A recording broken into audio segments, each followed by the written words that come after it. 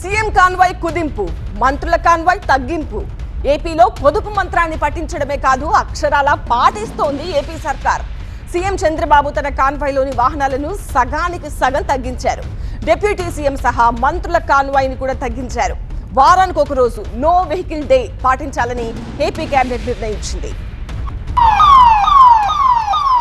ప్రధాని మోదీ బాటలోనే నడుస్తున్నారు ఏపీ ముఖ్యమంత్రి చంద్రబాబు నాయుడు.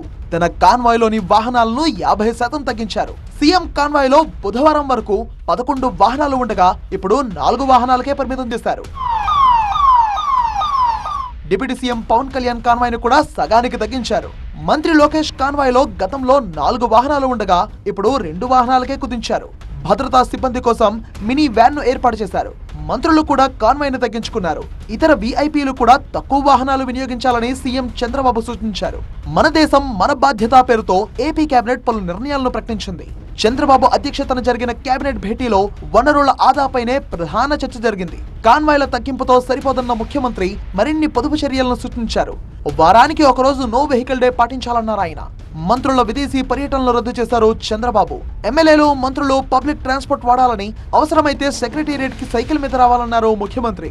వర్చువల్ గా మీటింగ్లు నిర్వహించడంతో పాటు ప్రెజెన్స్ అవసరం లేని ఉద్యోగులకు వర్క్ ఫ్రం హోం ఇవ్వాలని నిర్ణయించారు. ప్రభుత్వ కార్యక్రమాల నిర్వహణలో ఖర్చులు తగ్గించాలని, జిల్లాల పర్యటనలోనూ కాస్ట్ కటింగ్ పాటించాలని ప్రభుత్వం నిర్ణయించింది. కొంతమంది అధికారులు 4-5 కార్లు వినియోగిస్తున్నారని, ఇకపై ఒక అధికారికి ఒక అధికారిక వాహనమే ఉండాలని ఆదేశించారు చంద్రబాబు.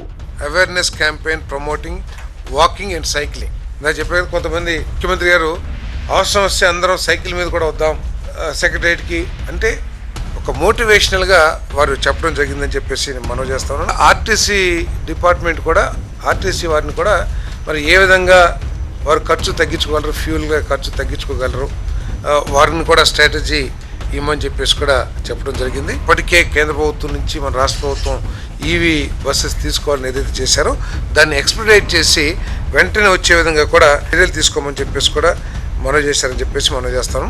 మరోవైపు తెలంగాణ సీఎం రేవంత్ రెడ్డి కూడా తన కాన్వాయ్లోని వాహనాలను కుదించాలని అధికారులకు ఆదేశాలు ఇచ్చారు. మంత్రుల కాన్వాయ్ను కూడా కుదించనున్నారు.